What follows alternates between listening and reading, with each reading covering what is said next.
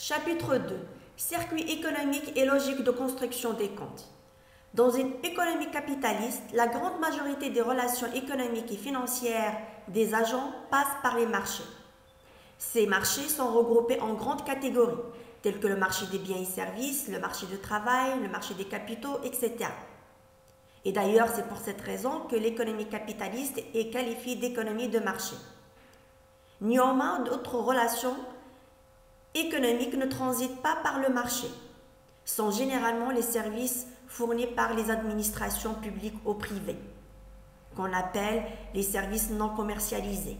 On parle à ce niveau de production non marchande. Pour décrire fidèlement l'activité économique d'un pays, la comptabilité nationale doit s'attacher à décrire les différentes relations d'échange de produits marchands et non marchands dans une économie donnée. Ce chapitre présentera le circuit économique qui permet cette description et différents concepts qui lui sont liés. Et dans un deuxième point, nous nous intéresserons à la logique de construction des comptes des agents avec des cas d'application. Le circuit économique est un schéma simplifié qui retrace les principales relations ou flux comptables entre les différents groupes d'agents d'une économie nationale. Autrement dit, c'est une représentation simplifiée d'une réalité économique ou d'une économie nationale. Les agents économiques. Définissons d'abord un agent économique. Celui-ci est un centre d'action et de décision unique et indépendant.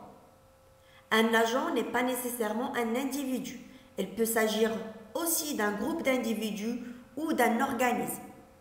La comptabilité nationale distingue 5 agents économiques ou macroéconomiques appelés secteurs institutionnels et un agent extérieur.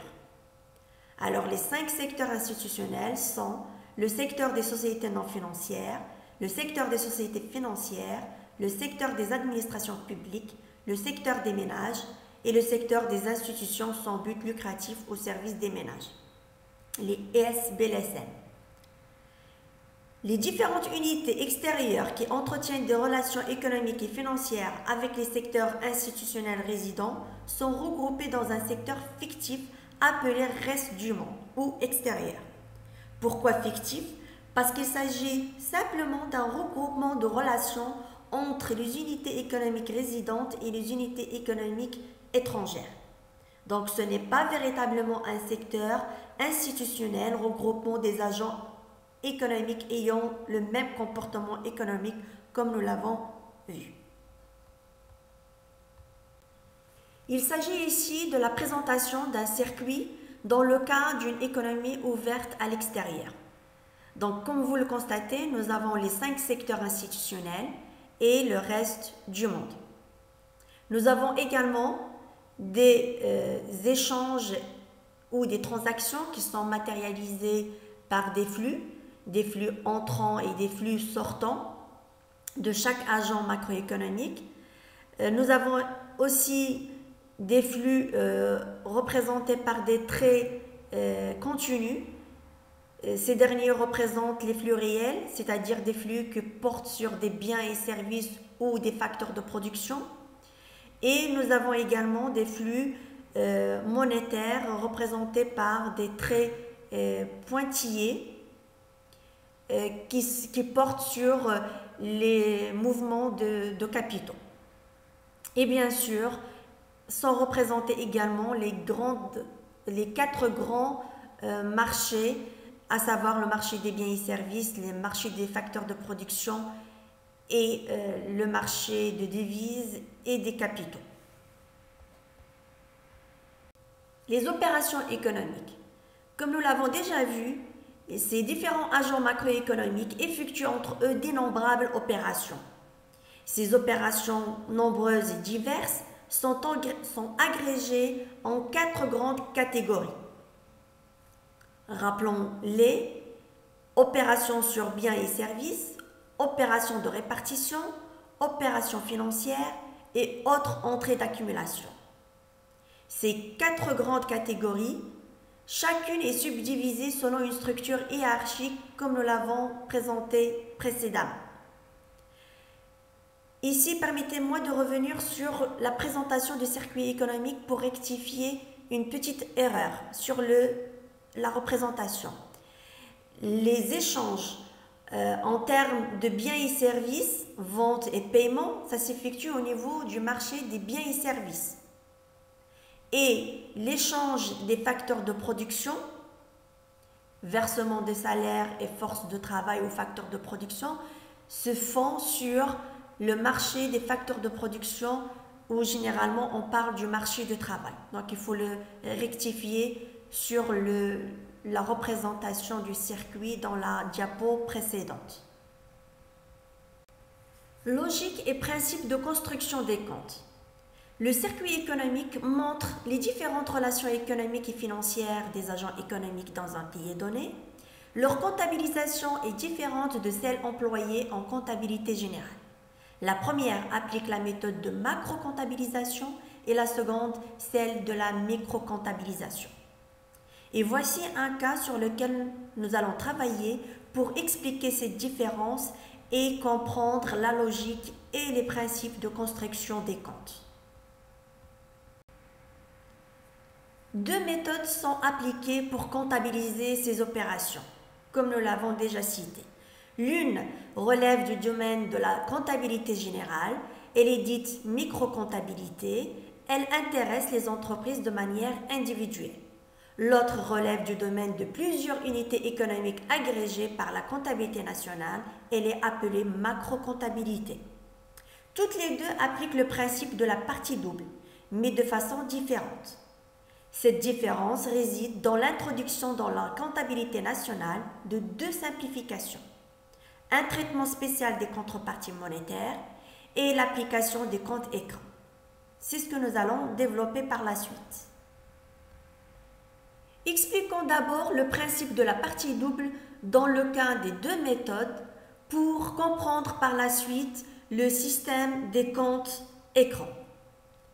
En comptabilité générale, toute opération réalisée par une entreprise intéresse comptablement la dite entreprise. Elle ne se préoccupe pas de la comptabilité de l'autre agent avec qui elle a entretenu la relation. Ainsi, chaque unité comptabilise ses opérations selon le système de la partie double ou le principe de la partie double. D'abord, qu'est-ce que ça veut dire ce principe? Ce principe se base sur le fait que chaque opération donne lieu à au moins deux flux égaux et de sens contraire. Ainsi, si on applique ce principe, pour chaque agent pris isolément, on aura deux inscriptions, comme le montrent les calculs suivants. Ainsi, en respectant le principe de la partie double, le comptable doit enregistrer deux inscriptions pour chaque agent et 4 pour 2 agents, ainsi de suite. En comptabilité nationale, la technique d'enregistrement implique tous les agents en relation et l'enregistrement des opérations intéresse tous les agents en même temps. Et donc, en respectant le principe de la partie double pour chaque agent, donc vu leur nombre important qui peut dépasser des millions au niveau d'une économie nationale et vu le nombre d'opérations qui peut lui aussi être très élevé, on aura des millions d'inscriptions dans un même tableau. Donc il serait très difficile de présenter une comptabilité aussi lourde. C'est pour cette raison que les experts de la comptabilité nationale ont introduit deux importantes simplifications. Les deux simplifications sont le système des comptes écrans et le traitement spécial des contreparties monétaires et financières des opérations. Prenons toujours notre exemple précédent, celui d'une seule opération, à savoir le versement d'intérêts et le cas de 4 agents. Ainsi, le nombre de relations peut atteindre 16 en appliquant la formule m fois n à la puissance 2, m avec nombre d'opérations et n nombre d'agents. Dans notre cas, on a une seule opération, versement d'intérêt, et on a 4 agents. Donc, en appliquant cette formule, on aura 1 fois 4 à la puissance 2, donc égale 16. Et comme aussi le montre le tableau ci-dessus en détail. Voici un autre schéma qui correspond au tableau précédent. On a les 4 agents économiques A1, A2, A3 et A4 et leurs 16 relations.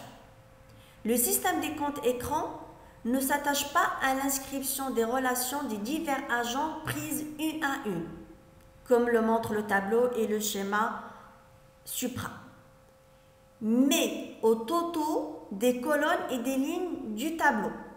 Dans notre exemple, au lieu d'avoir 16 relations, nous inscrirons seulement 8, comme le montre le schéma infra. Ainsi, le compte écran est un compte qui centralise les flux en provenance des divers points de départ, de 1 jusqu'à n agents, et qui oriente par la suite les flux centralisés vers des points de destination, encore une fois de 1 à n agents, en masquant les innombrables relations existantes auparavant. Ainsi, au lieu d'avoir les 16 relations dans notre exemple, celui-ci s'est réduit à 8 relations. Tout simple, en respectant toujours bien sûr le principe de la partie double et en s'intéressant seulement aux totaux. Ainsi, à partir du tableau, donc on peut dresser les 4 comptes des agents économiques. Par exemple, pour le compte ménage, donc on regarde le total des ressources qui est de 105 000. Le total des emplois, il est 20 000. La même chose pour les sociétés non financières, pour les administrations publiques et pour les sociétés financières. Ainsi, on a le respect du principe de la partie double, c'est-à-dire à chaque fois un compte est débité, un autre est crédité.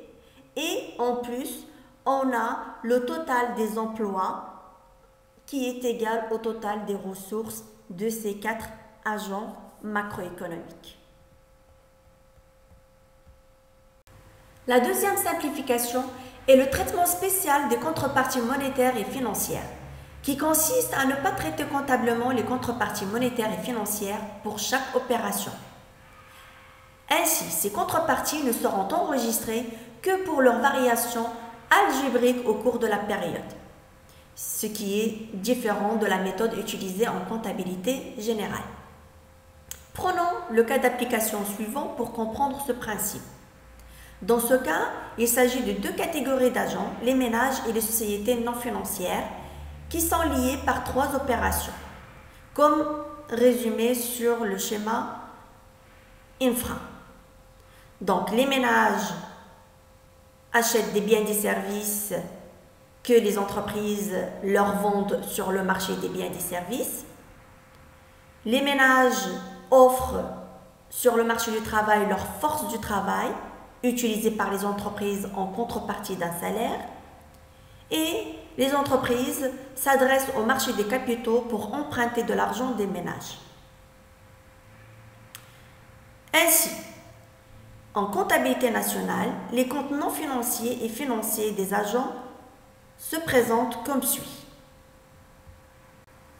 Globalement, la comptabilité nationale distingue 2 catégories de comptes. Les comptes non financiers destinés à enregistrer les flux relatifs aux opérations sur biens et services et aux opérations de répartition, c'est-à-dire les flux réels, et les comptes financiers destinés à enregistrer les flux monétaires et financiers qui constituent la contrepartie des autres flux précédents. Les premiers comptes sont tenus en termes de ressources et d'emplois. Pour les seconds comptes, les enregistrements comptables sont tenus en termes de variation nette de créances et en termes de variation nette de dettes. Tous les comptes doivent présenter un équilibre, c'est-à-dire le total des emplois doit être égal au total des ressources. Ainsi, les comptes financiers ménages et entreprises se présentent comme suit. Ces comptes présentent un équilibre, c'est-à-dire le total des ressources égale le total des emplois. Au niveau des ressources, on a 15 000 plus 20 000 égale 35 000 et au niveau des emplois, on a 20 000 plus 15 000 est égal à 35 000. Pour les comptes financiers, Rappelons-le, la comptabilité nationale ne retrace que la somme algébrique des variations monétaires et financières au cours de la période. Donc, les comptes financiers ménages et entreprises se présentent comme suit. Ces comptes financiers présentent également un équilibre. Quand on fait la somme des variations de passifs, 3000 plus au niveau des entreprises plus 0 au niveau des ménages, donc ça donne 3000. La somme des variations des actifs, donc entreprise, on a moins 2000, plus les variations d'actifs ménages, on a plus 2000, plus 3000. Et donc, on a 3000. Égalité, 3000 au niveau des variations d'actifs de ces deux agents égale 3000 variations de passifs pour ces deux agents. Ces comptes financiers sont établis en se basant sur le principe de traitement spécial des contreparties monétaires et financières. Ainsi, au niveau des comptes financiers des ménages, ces derniers ont reçu des entreprises une somme de 20 000, ils ont versé une somme de 15 000 et ils ont prêté une somme de 3 000. Les contreparties monétaires et financières ne seront pas enregistrées pour chaque opération, mais uniquement pour leur somme algébrique, comme nous l'avons déjà expliqué. Ainsi, on aura plus 20 000, plus parce que c'est une rentrée d'argent, plus moins 15 000, moins 15 000 parce que c'est une sortie d'argent, et plus moins 3 000 parce que c'est une sortie d'argent, un prêt, et donc leur somme, c'est 2000. Donc un stock de monnaie positive. Ainsi, au niveau du compte financier des ménages, vous avez au niveau des variations d'actifs, monnaie 2000 et on rajoute prêt 3000. Donc prêt, c'est un actif différent, une autre forme d'actif différent de celui de monnaie. Et donc on va le mettre également en évidence sur la variation d'actifs, même s'il est déduit au niveau du calcul de la somme algébrique. Au niveau des variations de passifs, donc aucun enregistrement. Passons au compte financier des entreprises. Ces dernières ont effectué plusieurs opérations. Les contreparties monétaires et financières de ces opérations ne seront pas également enregistrées pour chaque opération, mais pour leur somme algébrique. Et donc, on aura plus 15 000, non, plus parce que c'est une rentrée d'argent, plus moins 20 000, moins 20 000 parce que c'est une sortie d'argent, et plus 3 000, plus parce que c'est un emprunt, c'est une rentrée d'argent pour l'entreprise. Et donc, leur somme est égale à moins 2000. Donc, un stock de monnaie négatif. Donc, au niveau du compte financier de l'entreprise, donc au niveau des variations d'actifs, donc on a monnaie, donc on l'inscrit avec le signe négatif, une variation négative, moins 2000. Et au niveau des variations de passifs, donc on marque emprunt de 3000.